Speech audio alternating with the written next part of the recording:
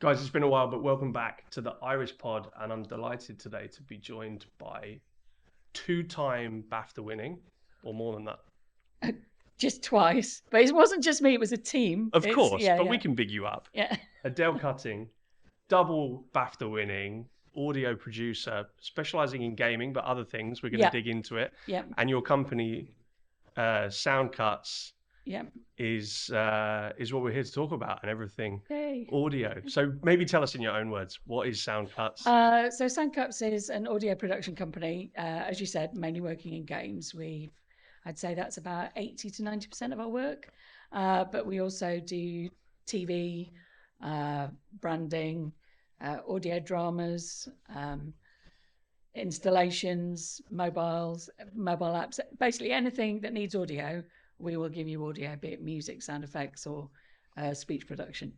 So when I was doing my research into you, and we will dig into this in a bit, I was intrigued by the pasta, the cooked pasta being used as a kind of a sound effect for something else, a squidgy person or something like that, you were saying. Yeah, that was actually a short for Nickelodeon. It was a character who had sort of like noodly arms and legs. So yeah, I recorded pasta for that, so that when he moved around, it was just like wet, slimy, slippery, horrible sounding, but it worked.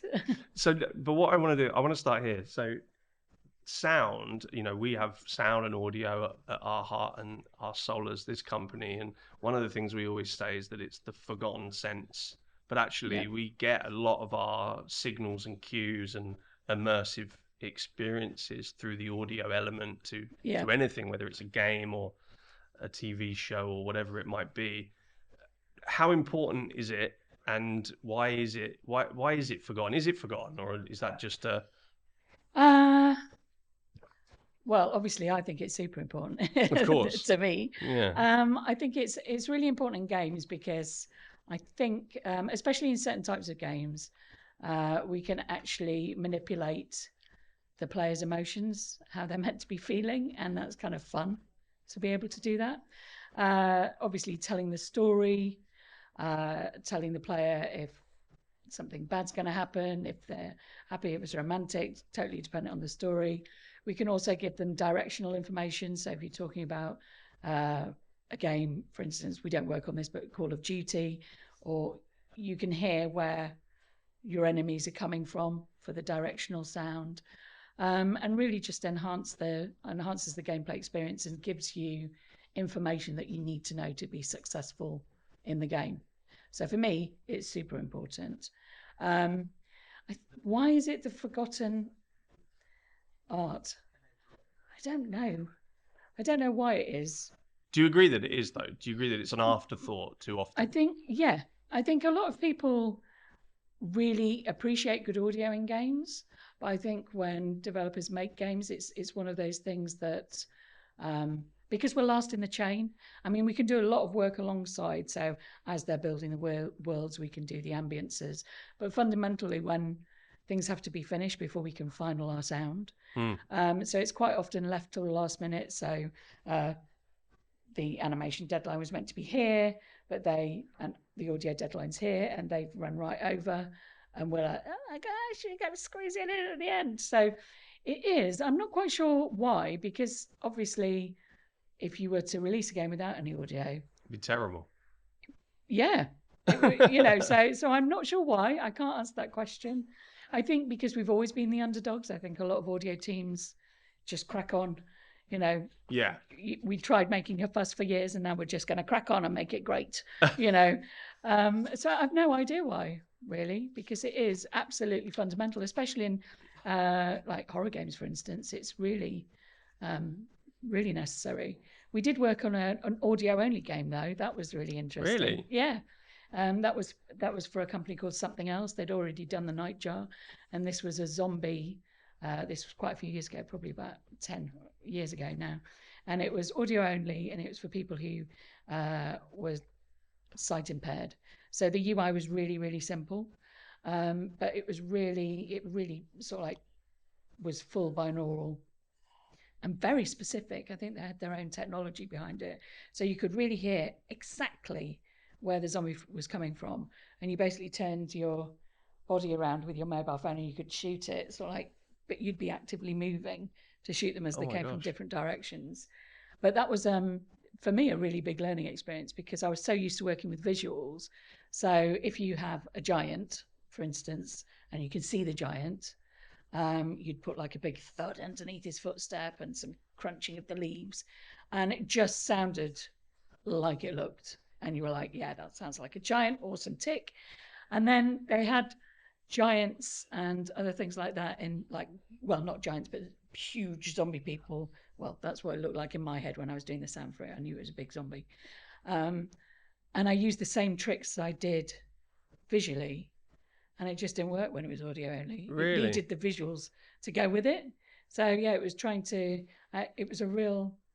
Took a good sort of like week or so for me to really get around. Like, oh my gosh, my normal tricks are not working because there's no visuals. So yeah, it was really interesting experience.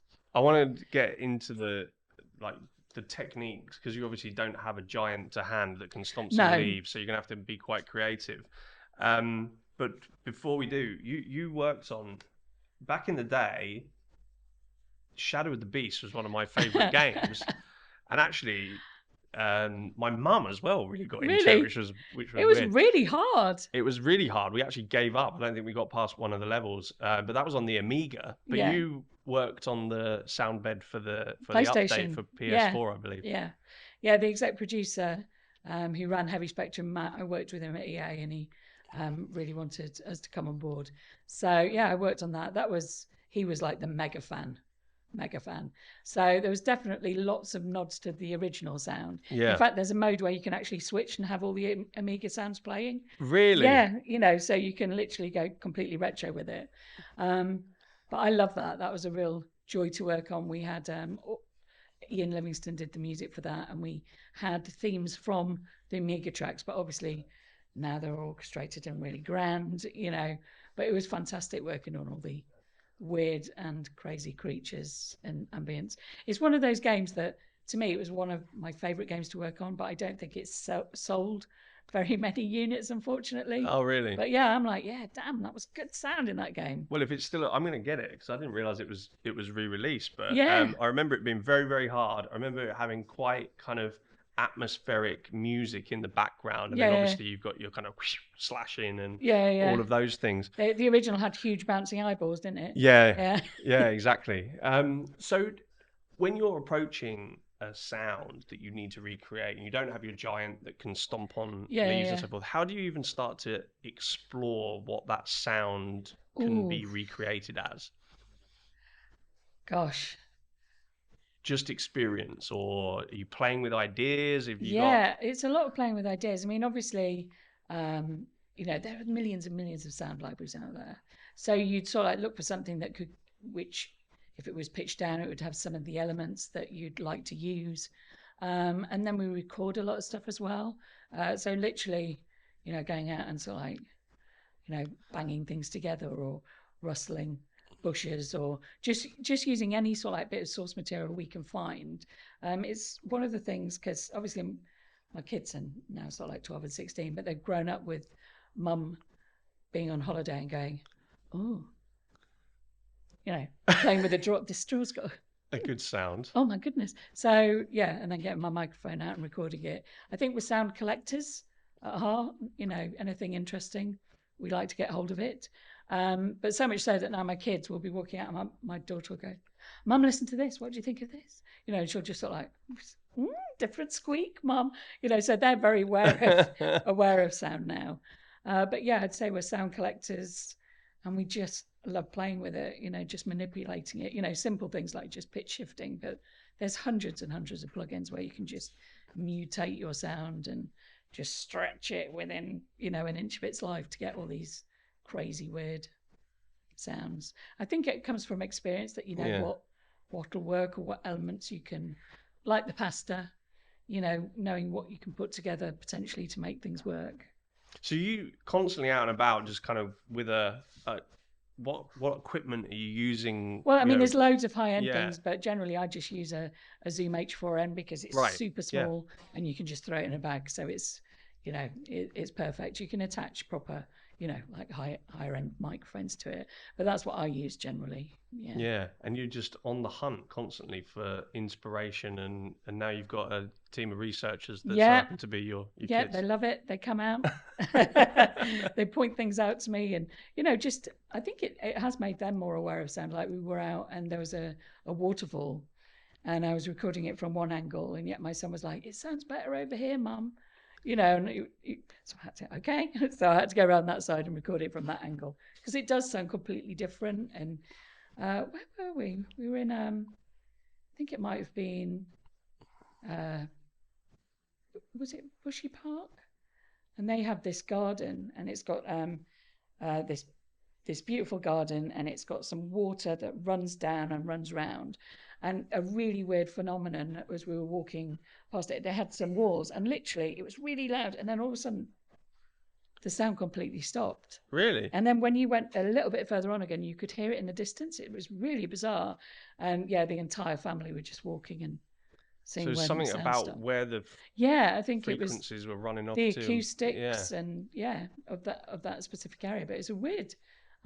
Go down to Bushy Park, discover that's this little. fascinating. Yeah, That's so we tried to create this experience, but we couldn't make it happen. We were trying to bring to life iris clarity, and we were wondering if you could create a kind of a space on a stand at an event where if you stood in it, you couldn't hear all of the noise around. We yeah, couldn't quite get it to be as effective as we wanted it to yeah, be. But actually, one of the best ways that we've ever demonstrated it is we just put two contact center agents slap bang in the middle of an event conference hall yeah. and just turned the technology on, and they were working away, and people were going, how are they even working? This is crazy That's noisy. And amazing. they were just using the technology. So it was a good little stunt. Um, in terms of noise, Yeah, in what your field is, sometimes you can put that to good use, and sometimes you want to get rid of it. So, yeah. what techniques are you using to contend with those noises that you don't want to bleed through? Ooh. So I think the biggest area for us where noise is an issue is obviously on voice recordings, because obviously COVID happened. There's a lot of voice actors now who record at home. A lot of them have great voiceover booths, but there's still some who just don't have the booth, but they can record from home, especially with indie games, because indie games, there's an indie budget for an indie game is a lot smaller than like something massive that's like Horizon Forbidden West or something. So they'll quite often go to actors who have their own studios or the ability to record at home. And when that comes to us to be edited, that's one of the things that we do have to deal with is the voice, the noise behind there. So that's obviously there's plugins that we use in our DAW noise reduction plugins that we'll use to take that out. And also mocap stages, because they're noisy, also Velcro. Every speech editor hates Velcro. And also, why did they design suits with Velcro on? That's like really rude to the audio department. But you quite often when they're moving around, you'll hear, and getting Velcro. That's our big area where noise is an issue. But as you say, I mean, we use noise, as part of our synthesizers to actually make sound effects, so we have a love-hate relationship with it. Yeah, it's kind of interesting, isn't it? That shift, and I guess people, if you're a voice actor, you probably, might not have the ability to sound deaden, and great quality microphones are excellent, but they're, if I pick that glass up, these guys will be really angry because that'll shake through that, and then they'll have to use clarity to fix it. So I guess it's probably picking up the road noise that's rumbling along outside or daily life that's going on in their home. Yeah, low end is the biggest issue. Low end. Yeah, is the biggest issue. But I have to say a lot of them do have really good studios, so that's really good. I think COVID completely changed that. I think pre-COVID, not many actors had, a handful of actors had a home studio. Post-COVID, so many more actors have, because obviously people weren't allowed to go in studios, because of lockdown. Mm. So if they wanted to continue working, they had to be able to continue remotely. Yeah. In terms of my favorite subject, the metaverse and immersive gaming, it kind of, when actually the example of the visually impaired game where it was sound only, sound becomes another really important, almost even more important component, because when Yeah. you're in this completely immersed world, whether that's for work or productivity or gaming, anything that almost kind of takes you out of that Yeah. experience is really going to be quite Yeah. jarring. How do you see that playing out in terms of how we recreate truly immersive environments from Oh, every sensory standpoint? that's really tricky. I think with us, obviously, the advent of VR games is massive for audio because everybody said when VR came out, oh, audio is really important. Sound designers went, audio has always been important. Thank you very much. But I think, yeah, obviously, because you're actually in the world, you're the person manipulating the objects in this world. You want it to feel like you're in that actual space. Yeah. So it is very important from that. And even more, the directional sound is super important.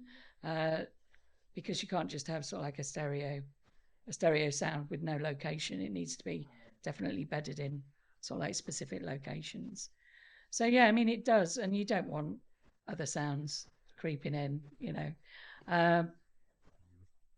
Yeah. Yeah, I think because you've got people obviously that stream a lot and people that, they're sitting there and playing their game and maybe narrating it. And I guess as soon as anything foreign kind of comes into that, it starts to really Yeah. jar the experience. Yeah.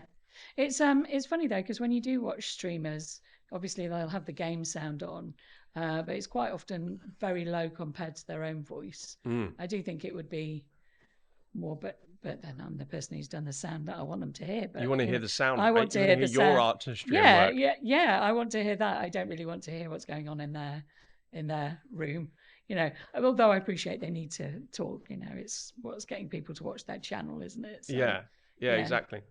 The what do you think about like just broadly this metaverse concept? It's been bigged up for ages, and then it kind of, I don't know if it still hasn't found its place for me fully. Do you see this as the place where gaming's going to go, and other things like work and socializing, or do you think it's a bit gimmicky still and hasn't really ironed out the creases of how to make it a very impactful experience? uh, gosh, I really don't know, to be honest. I think, I mean, off the top of my head, because I haven't really done loads of research into Mm. metaverse. Um, I think it. I think the metaverse, in the same way as VR technology, I think we're at the start of it. I think in 10 years, absolutely, but it's going to take a long time to get there. And I think also it's got to, well, with VR technology specifically, it's so expensive. I think for more people to get involved in it, it's got to have a price drop.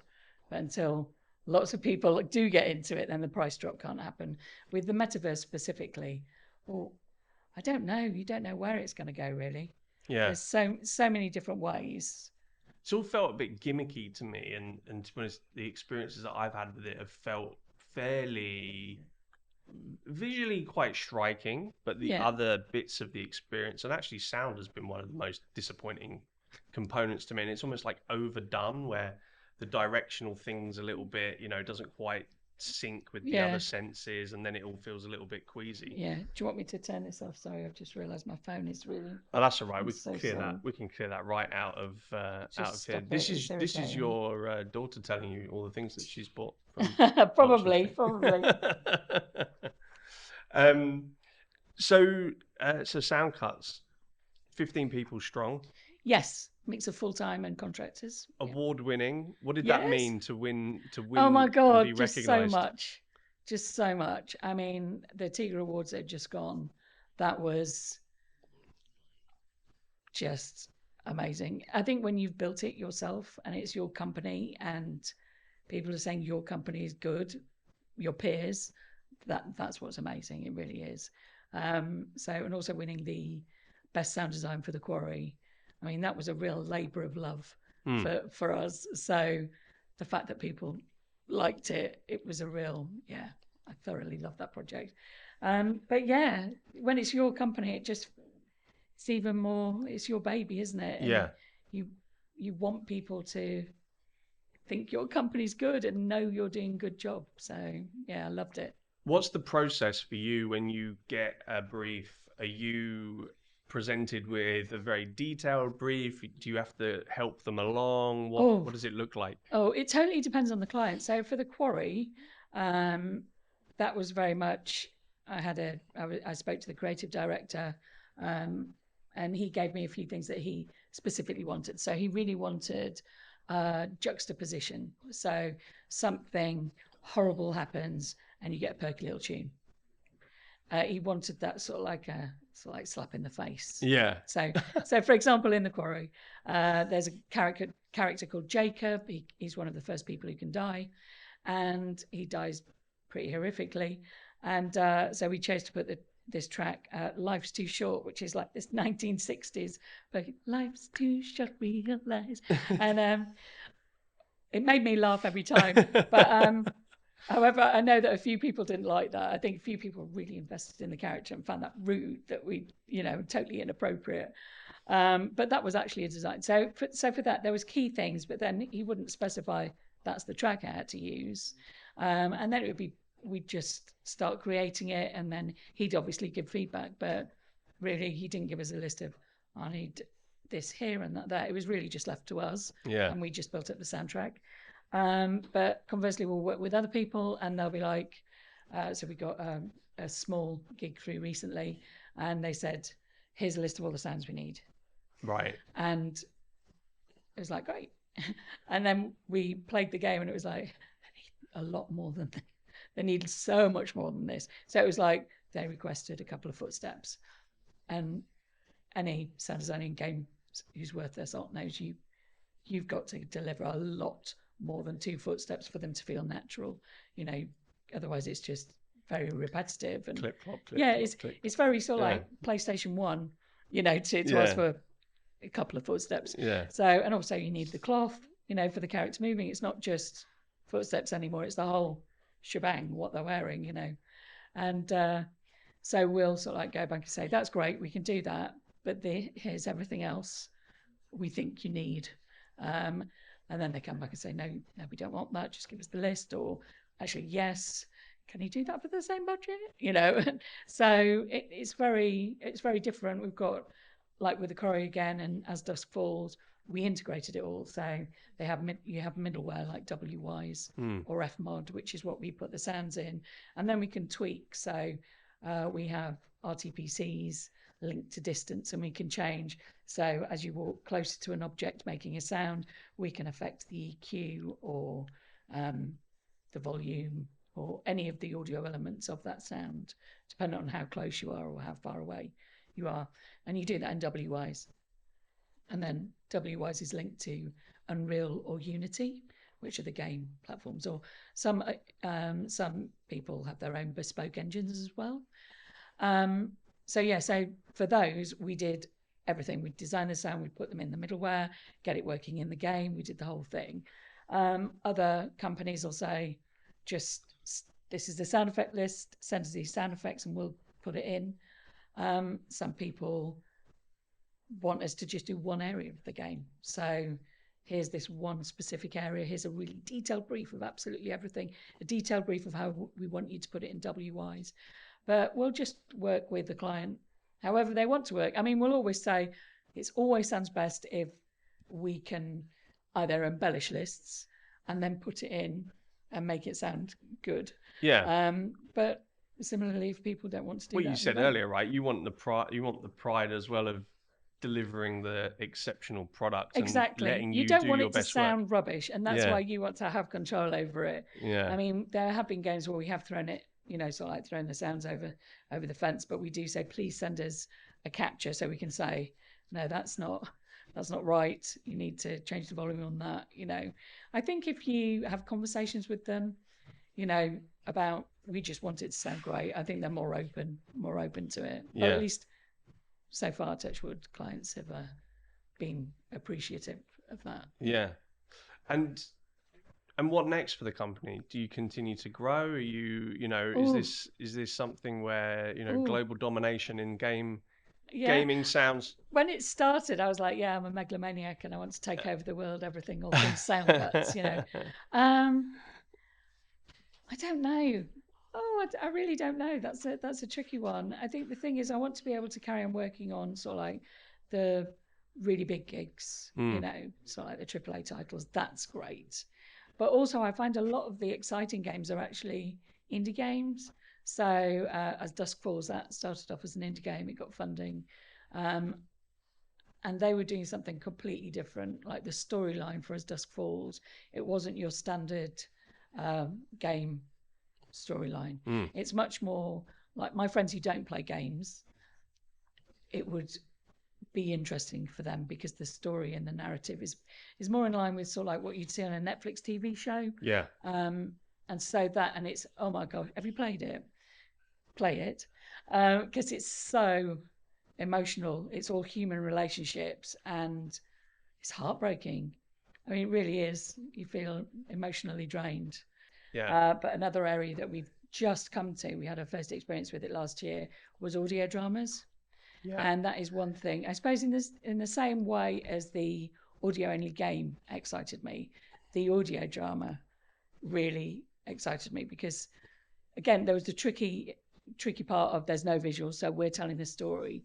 But for me, it was interesting because not only, I mean, like, we were the entire production, we were the production company for it. I was the director and producer, and all the casting that we did, all working with all the different actors. But what was amazing to me, and I didn't realize until I worked in it, is how advanced some of the audio is in audio dramas. So I just thought it would be stereo, but obviously binaural, brilliant, because everybody's listening to it on phones and headphones. But also, like this latest one, we're mixing in Dolby Atmos, which slightly blew my mind. So for a sound person, that's an area that's really interesting. So I'd like to do more of that stuff too. So is it taking almost, obviously podcasts exploded, and Yeah. the Archers is still going after however many tens of years. It's like almost the next level of is it radio? Is it a Radio podcast? Is drama. it a radio Yeah, it's drama? like radio Yeah, drama, but the scripts are specifically written, well, like a radio drama, really. So there's audio books, which is just somebody narrating a book, but audio dramas are exactly that. yeah. It's like a film without the visuals. It's the entire story. And yeah, we had our first taste last year. We have you heard of the Far Cry franchise? No. No. So Far Cry is from by Ubisoft, and they wanted to do like a spin-off, and so they decided to do an audio drama, and I got to direct Giancarlo Esposito, Oh wow. which was awesome. Yeah. um, but I just thoroughly enjoyed the whole process, so that's something I personally would like to do.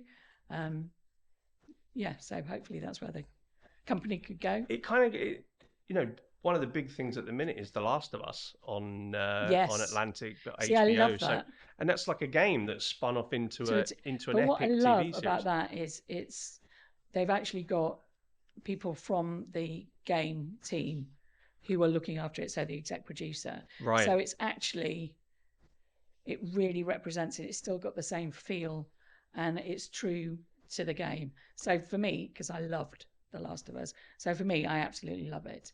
But I also think things like that do encourage people who don't. There's a lot of my friends who don't play games, and but they love The Last of Us, and it's like, yes, that's the stories we're telling. Yeah. We're not. I think a lot of people are put off. I think a lot of people are my age or older are put off because of the controller. If they've never used one before, how are they going to do it? And they just think it's Call of Duty and shooting. And The Last of Us shows them, no. There's a narrative. A Yeah. deep narrative. Yeah. Yeah. No. Do you see what's the balance of people? You hear a lot about people just tied to it and they're playing, Yeah. 24/7 if they wanted to. There's a balance, right? Because for a lot of people, this is an escapism that then, is good for them, and then other people rot their brains with it. Yeah. It's a hard one, isn't I it? don't know, but you Gaming. could say the same about alcohol. Some people can have it. Yeah, Some people can have it and not cope with it, really. yeah. It totally depends on the individual, really, doesn't it? Yeah. No, it is the same. It's all in moderation, I suppose. But I mean, I recently got back into it just Yeah. in lockdown, getting abused by like some 11-year-old French kid on my headphones while I'm absolutely useless at Call of Duty. I quite like playing it, but I'm terrible. And you know, it's a bit of escapism for an hour or Well, two, and then I think now, I think definitely sort of like the generation that's coming up, it's like you have we, well, I had films and TV and games. There was a handful of small games, but I think now it's films, games, and TV. You know, there's all those options. mm, It's just another way of consuming stories, isn't it? You know, a more interactive way that you're actually part of it. You're not just a spectator.